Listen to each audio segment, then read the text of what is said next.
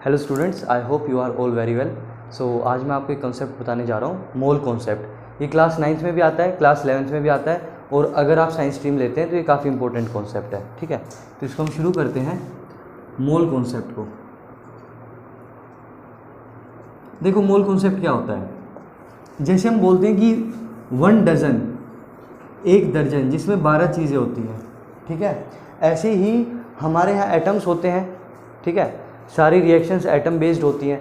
अब जो एटम है आपका, अब जो आपका एटम है वो ऐसा तो है नहीं 1 2 3 4 5 है या बस कुछ हज़ारों में है, वो तो लाखों करोड़ों में होते हैं। ठीक है, उन सबको कैलकुलेट करना, उन सबको बताना बड़ा मुश्किल काम होता है, राइट। तो इसलिए हम एक कॉन्सेप्ट लेकर आए हैं जिससे कि हमारा केमिस्ट्री को समझना आसान हो जाए।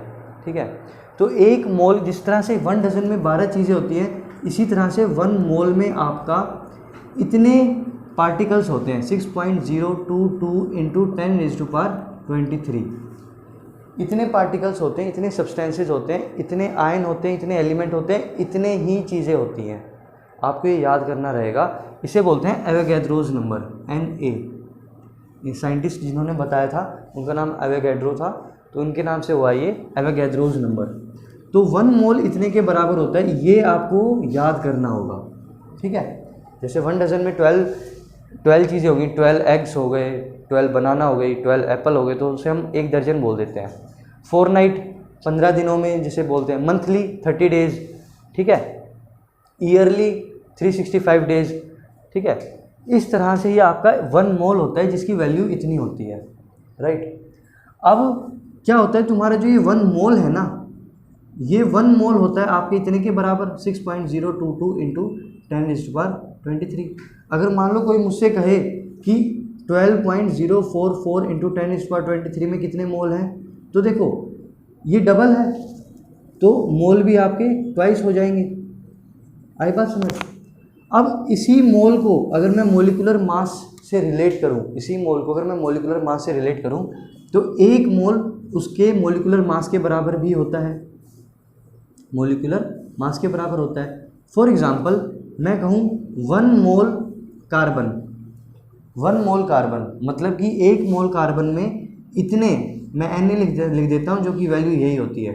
1 मोल कार्बन में, या मैं चलो लिख ही देता हूँ, इतने पार्टिकल्स होते हैं या इतने एटम होते हैं।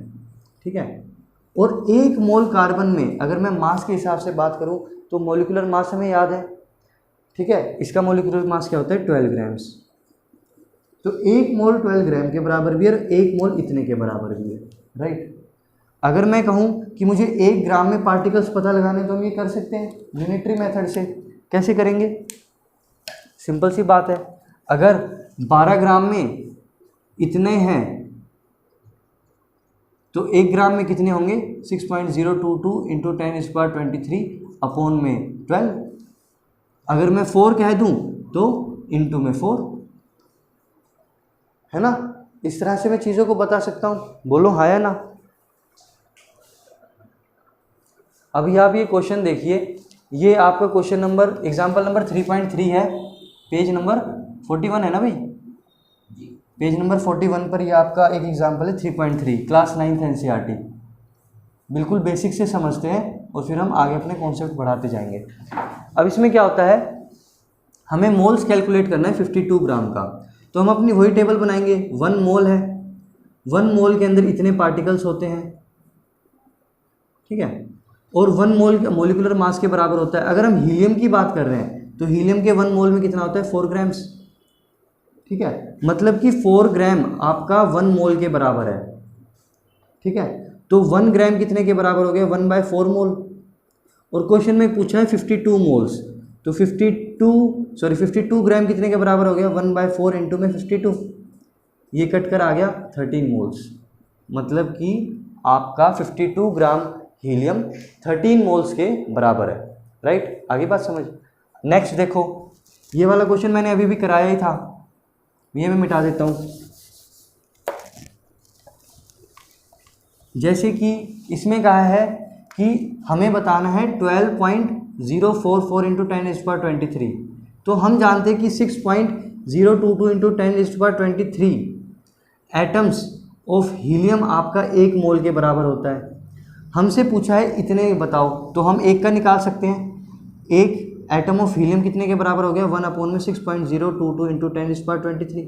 हमसे पूछा है कि 12.044 इंटू 10⁻23 कितने के बराबर होगा, तो वो होगा 1.6022 इंटू 10⁻23 इंटू में 12.044 इंटू 10⁻23। ये सब कट गया और यहाँ पे आ गया आपका 2। वैसे दिख भी रहा है ये ट्वाइस है, तो इतने पार्टिकल्स 2 मोल के बराबर है। आई गेस ये आपको क्वेश्चन समझ आया होगा। ठीक है, नेक्स्ट क्वेश्चन करते हैं।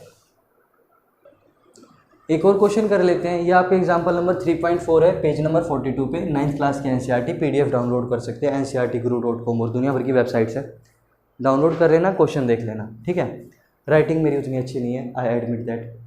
तो इसमें क्या होता है, हम मास को कैलकुलेट करना है 0.5 मोल का, तो हम फिर से अपनी वही टेबल बनाएंगे। एक ही चीज़ को समझना है, 1 मोल आपके मोलिकुलर मास के बराबर होता है और हमसे कहा है N2, तो N का होता है 14, N का होता है 14 ग्राम और 2 ट्वाइस हो गया तो ये हो गया 28 ग्राम, तो ये हो गया 28 ग्राम 1 मोल के बराबर हो गया। ठीक है, और 1 मोल ही आपके एवोगैड्रोस नंबर के बराबर हो गया, तो मैं Na लिख देता हूँ, आप समझ जाना। 6.022 into 10⁻23 particles, atoms, ions, Avogadro's number हो गया। तो 1 मोल 28 ग्राम के बराबर है, तो हमसे पूछा 0.5 मोल कितने के बराबर है, तो 1 मोल हो गया आपका 28 ग्राम के बराबर, तो 0.5 मोल हो गया आपका 0.5 इंटू 28 जो कि आ गया 14 ग्राम। तो इसका आंसर क्या आ गया आपका 14 ग्राम्स। ठीक है, अब पूछा है 0.5 मोल ऑफ N, तो इसको कैसे करेंगे कि यहाँ पर मैं 1 मोल N ले लेता हूँ, तो 1 मोल N का कितना होता है, N का होता है आपका 14 ग्राम्स। तो उसने पूछा कि 1 मोल तो हो गया आपका 14 ग्राम के बराबर, तो 0.5 मोल पूछा है, तो 0.5 मोल इसका आधा हो जाएगा 2, या 0.5 इंटू में 14, एक ही बात है, कहीं आप कंफ्यूज ना हो जाओ, इसलिए मैं इस तरह से लिख रहा हूँ। तो इसका आंसर आ गया 7 ग्राम्स। अगर 1 मोल N का 14 ग्राम के बराबर है तो 0.5 7 ग्राम के बराबर आ गया, सिंपल सी बात। ये क्वेश्चन थोड़ा समझ लेते हैं कि इतने पार्टिकल्स दिया और इसका हमें मास पता लगाना है ग्राम्स में, मतलब अब हमें तीनों का रिलेशन चाहिए। नाइट्रोजन की ही बात करें तो ये 14 ग्राम हो गया, मतलब कि एवोगैड्रोस नंबर हो गया 6.022 इंटू 10⁻23। इतने पार्टिकल्स 14 ग्राम के बराबर है, तो इतने पार्टिकल्स कितने के बराबर होंगे। वैसे तो साफ साफ दिखाई दे रहा है, पहले बता ही देता हूँ। अगर ये इतने के बराबर है तो इसका हाफ हो गया 3.011 इंटू 10⁻23, तो ये भी इसका हाफ हो जाएगा, तो ये आंसर आ जाएगा 7 ग्राम। यही आंसर है। एग्जाम में कैसे लिख के दिखाओगे कि these many particles of nitrogen weighs, उसका कितना वेट है, उसका वेट है आपका 14 ग्राम्स, तो 1 पार्टिकल का कितना होगा 14 अपॉन में दिस मच। ठीक है, और मैं 3.011 इंटू 10⁻23 कहूँ तो वो कितना हो जाएगा 14 अपॉन में 6.022 इंटू 10⁻23 इंटू में 3.011 इंटू 10⁻23। तो ये सब कट पिट के आपका यहाँ पे 2 आ जाएगा और 2 से ये जाएगा, तो ये आ गया 7 ग्राम। ऐसे भी कर सकते हो, या इसको पहले मोल में कन्वर्ट कर लो, है ना। ये अगर 1 मोल के बराबर है तो ये हाफ मोल के बराबर हो गया। 1 मोल में अगर इतना वेट है तो हाफ मोल में उसका हाफ हो गया, सिंपल रेशियो आ गया ना। तो आप इस तरह से भी बता सकते हैं। बोलो बात समझ आई या नहीं आई। एक और क्वेश्चन कर लेते हैं 3.5 पेज नंबर 42 इन 9th एनसीईआरटी।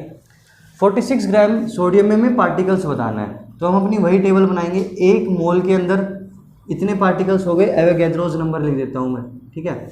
और 1 मोल सोडियम के अंदर आपके होते हैं 23 ग्राम्स, तो हमसे 46 ग्राम का पूछा है, तो 46 ग्राम अगर ये 1 मोल है तो 46 ग्राम 2 मोल हो जाएंगे, तो ये भी ट्वाइस हो जाएगा, ट्वाइस ऑफ एवोगैड्रोस नंबर, तो ट्वाइस इंटू में 6.022 इंटू 10⁻23, ये आ गया तुम्हारा 12.044 इंटू 10⁻23 पार्टिकल्स। आंसर आ गया, यही आंसर होगा, यही आंसर है, ठीक है। दूसरा क्वेश्चन, 1 मोल O2 का उसका मोलिकुलर मास होता है 16 to 32 ग्राम होता है, और ये एवोगैड्रोस नंबर के बराबर हो गया।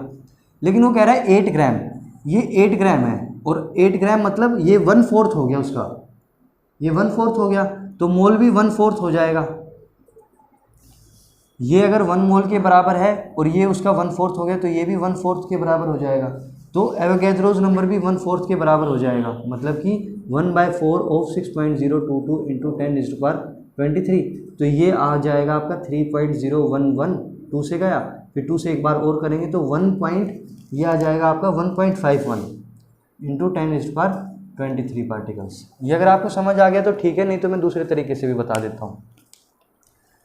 अगर 32 ग्राम 1 मोल के बराबर था तो 1 ग्राम आपका 1/32 और 8 ग्राम आपका 1/32 इंटू में 8 1/4 मोल के बराबर, ठीक है।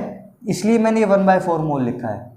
अब अगर 1 मोल आपका 6.022 इंटू 10⁻23 होता है तो 1/4 मोल आपका हो जाएगा 1/4 ऑफ एवोगैड्रोस नंबर, ठीक है।